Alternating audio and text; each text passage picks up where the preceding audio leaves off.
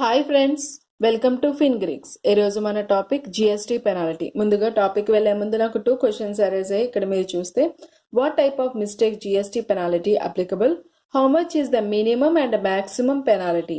ఈ 2 questions answer once మనకి topic complete అయ్యగానే clear అవుతుందండి. ఫ్రెండ్స్, చాలా వరకు నా వీడియోస్ హైడ్ చేస్తున్నాయి. వన్స్ మీరు సబ్స్క్రైబ్ చేయగానే ప్లేలిస్ట్ లో ఉన్న టోటల్ వీడియోస్ అనేవి మీకు డిస్ప్లే అవుతాయి. ఇప్పుడు మనం టాపిక్ లోకి వెళ్తే, సో ఇక్కడ మీరు చూస్తే జిఎస్టీ పెనాల్టీ అనేది మినిమం 10,000 ఉంటుందండి, మాక్సిమం 50,000 అనేది ఉంటుంది. అయితే ఏ సిచ్యువేషన్స్ లో మనకి ఏ మిస్టేక్స్ ద్వారా ఫ్రాడ్స్ ద్వారా మనకి జిఎస్టీ పెనాల్టీ అప్లికబుల్ అవుతుంది. అయితే ఒకసారి చిన్న చిన్న మిస్టేక్స్ కూడా మనకి జిఎస్టీ పెనాల్టీ అనేది అప్లికబుల్ అవుతుంది. సో అయితే ఏంటి ఆ సిచ్యువేషన్స్ అనేవి మనం తెలుసుకోవాలి. సో ఫస్ట్ మనం చూస్తే collects any amount as a tax but fails to pay the same to the government beyond a period of 3 months. మనం కస్టమర్ దగ్గర నుంచి కలెక్ట్ చేసుకున్న ట్యాక్స్ అనేది మన గవర్నమెంట్ కి విత్ ఇన్ 3 months లో పే చేయాలి. విత్ ఇన్ 3 months లో మనం పే చేయకుండా మన దగ్గర ఉంచుకుంటే సో ఏమవుతుందంటే మనకి పెనాల్టీ అనేది పే చేయాల్సి ఉంటుంది. మినిమం పెనాల్టీ దీనికి ఎంత అండి? సిజిఎస్టీకి అయితే 10,000, ఎస్జిఎస్టీకి అయితే 10,000. అలాగే మాక్సిమం పెనాల్టీ సిజిఎస్టీకి 25,000, ఎస్జిఎస్టీకి 25,000. సో ఓవరాల్గా ఇక్కడ 50,000, మినిమం అయితే 20,000 మనం పే చేయాల్సి ఉంటుంది. సో నెక్స్ట్ పాయింట్ మీరు చూస్తే ఇక్కడ చూడండి, collect any tax in contraventions of the provisions of this act but fails to pay the same to the government beyond a period of 3 months. అయితే ఇక్కడ మన ముందు పాయింట్ లో మనం లీగల్ గా కలెక్ట్ చేసుకునే అమౌంట్ కస్టమర్ దగ్గర నుంచి ఆ ట్యాక్స్ గవర్నమెంట్ కి మనం పే చేయలేదు, అందుకని పెనాల్టీ అప్లికబుల్ అయింది.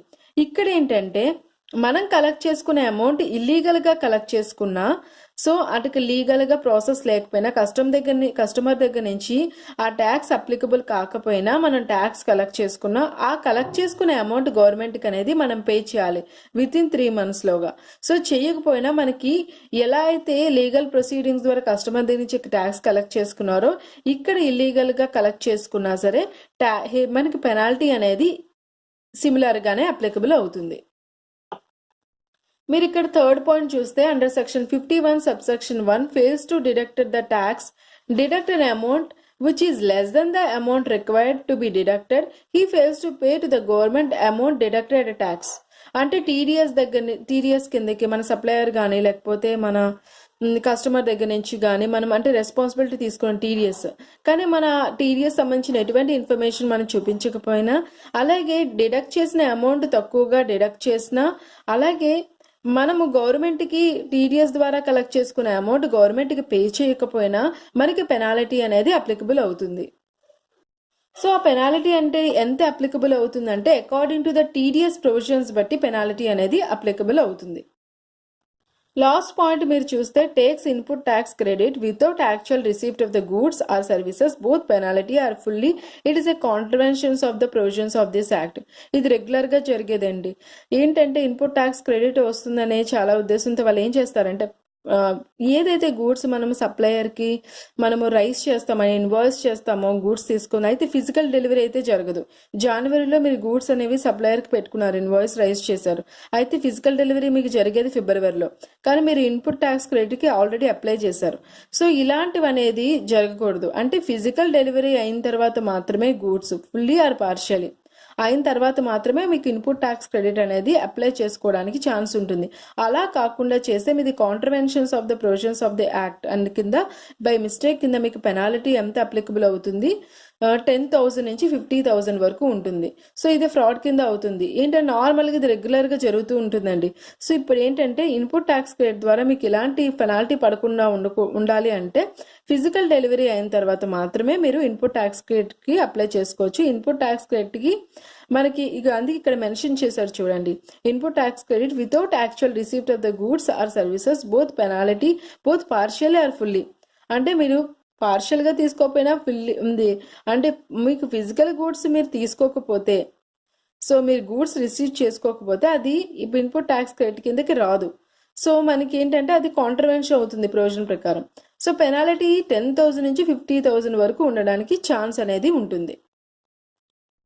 నెక్స్ట్ పాయింట్ మీరు చూస్తే fraudulently obtain the refund of tax under this act. అంటే ఫర్ ఎగ్జాంపుల్ మీరు ఎలిజిబుల్ కాకపోయినా రిఫండ్కి మీరు అంటే రిఫండ్కి మీరు అప్లై చేసినా బట్ యు ఆర్ ఎలిజిబుల్, మీరు ఎలిజిబుల్ అయ్యి బట్ కరెక్ట్ ప్రాసెస్లో మీరు రిఫండ్ అనేది మీరు అప్లై చేసుకోకపోయినా అది ఫ్రాడ్లెంట్ యాక్టివిటీ కింద వస్తుంది. అయితే ఇక్కడ చూడండి, any cash ledger refund you obtain ఫ్రాడ్లెంట్లీ.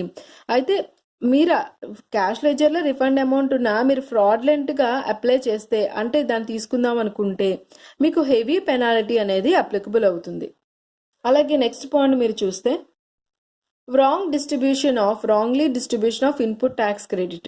మనకి ఏదైతే ఇన్పుట్ ట్యాక్స్ క్రెడిట్ వస్తుందో బిజినెస్కి, వాళ్ళని డిఫరెంట్గా బ్రాంచెస్లో మనం డిస్ట్రిబ్యూట్ చేసినప్పుడు మీరు కరెక్ట్గా రాంగ్ వేలో కానీ డిస్ట్రిబ్యూట్ చేస్తే ఇన్పుట్ ట్యాక్స్ క్రెడిట్ని as per section 20 this contravention, ఏదైతే ఇది కూడా కాంట్రవెన్షన్ అండి, wrongly distribution of input tax credit కూడా కాంట్రవెన్షన్ కింద వస్తుంది, మీకు హెవీ పెనాల్టీ అనేది అప్లికబుల్ అవుతుంది.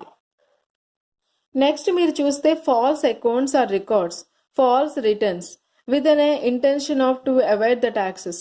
అంటే ఫాల్స్ అకౌంట్స్ అండ్ మిస్లీడ్ చేయడం, అకౌంట్స్లో రికార్డ్స్లో మిస్లీడింగ్స్ ఉన్నా, అలాగే ఫాల్స్ రిటర్న్స్ ఇన్పుట్ ట్యాక్స్ క్రెడిట్కి సంబంధించి అవుట్పుట్ ట్యాక్స్ క్రెడిట్ సంబంధించి కొన్ని ఇన్ఫర్మేషన్ హైడ్ చేసి రిటర్న్స్ ఫైల్ చేయడం, ఇవి ఇంటెన్షనల్గా చేయడం వల్ల మీరు ట్యాక్స్ని తప్పించుకోవడానికి మీకు హెవీ పెనాల్టీ అనేది 50,000 వరకు మీకు అప్లికబుల్ అవుతుంది. Next liable for registration not taken for the registration. ఇక్కడ చూడండి, you are liable for registration but not taken the registration. అంటే ఏంటంటే మీరు థ్రెష్ హోల్డ్ లిమిట్ దాటినా, అలాగే మ్యాండేటరీ రిజిస్ట్రేషన్ కింద మీకు వచ్చినా, మీరు ఇంకా రిజిస్ట్రేషన్ చేసుకోకపోతే డిపార్ట్మెంట్ మిమ్మల్ని ఐడెంటిఫై చేసింది మీరు ఇంకా రిజిస్ట్రేషన్ చేసుకోలేదు, అన్రిజిస్టర్డ్ పర్సన్గా ఉన్నారు జిఎస్టీ కింద అనుకుంటే మీకు పెనాల్టీ ఏ విధంగా ఉంటుందంటే ఇక్కడ మీరు చూస్తే మినిమం పెనాల్టీ అనేది సిజిఎస్టీ కింద 10,000, ఎస్జిఎస్టీ కింద 10,000, టోటల్ 20,000. అలాగే మ్యాక్సిమం పెనాల్టీ సిజిఎస్టీ కింద 25,000, ఎస్జిఎస్టీ కింద 25,000, టోటల్ 50,000 అనేది మీరు పే చేయాల్సి ఉంటుంది. ఇక్కడ మీరు చూస్తే నెక్స్ట్ పాయింట్లో furnishes the wrong particulars at the time of registration. చాలా మంది ఏంటంటే అడ్రస్ తప్పుగా ఇవ్వడం, అలాగే ఏంటంటే నేమ్స్ ఇవ్వడం, అలాగే కొన్ని తెలిసి చేస్తారు, కొన్ని ఏంటంటే తెలియకుండా బై మిస్టేక్ జరుగుతాయి. ఇలాంటి వాటికి కూడా మనకి మినిమం పెనాల్టీ అనేది అప్లికబుల్ అవుతుంది. అయితే కొంతమంది ఏంటంటే వెరిఫికేషన్స్కి ఆఫీసర్స్ వస్తారని రాంగ్ అడ్రసెస్ ఇవ్వడం కూడా జరుగుతుంది. సో ఇలాంటివి మిస్టేక్స్ కింద మనకు కన్సిడర్ చేసి కొన్ని ఫ్రాడ్స్ కూడా అవుతాయండి, హెవీ పెనాల్టీ ఉంటుంది. సో వీటిలో చూసుకొని పెనాల్టీ మినిమం నుంచి మ్యాక్సిమం పెనాల్టీ అనేది అప్లికబుల్ అవుతుంది. అలాగే abstract any officer from the discharging his duties.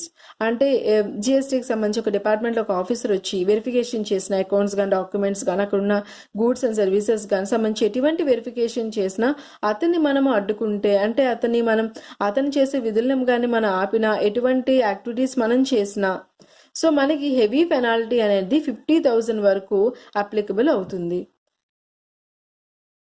So ఈ విధంగా పెనాల్టీస్ అనేవి మనకి 10,000 మినిమం అయితే మ్యాక్సిమం 50,000 వరకు ఉన్నాయండి. సో ఇక్కడ మనకి ఏవైతే పాయింట్స్ చెప్పారో మనం చేసే మిస్టేక్స్ కానీ తెలిసి తెలియకుండా ఒకసారి బై మిస్టేక్ చిన్న మిస్టేక్స్కి, అలాగే కావాలని ఫ్రాడ్లెంట్ యాక్టివిటీస్కి ఇన్పుట్ ట్యాక్స్ క్రెడిట్ మిస్టేక్గా చూపించడం, ఇలాంటి వాటికి సంబంధించి మినిమం 10,000 నుంచి మ్యాక్సిమం అనేది 50,000. అలాగే సిజిఎస్టీ ఎస్జిఎస్టీ మినిమం అనేది 20,000, మ్యాక్సిమం సిజిఎస్టీ ఎస్జిఎస్టీ కలిపి 50,000 అనేది ఉన్నది.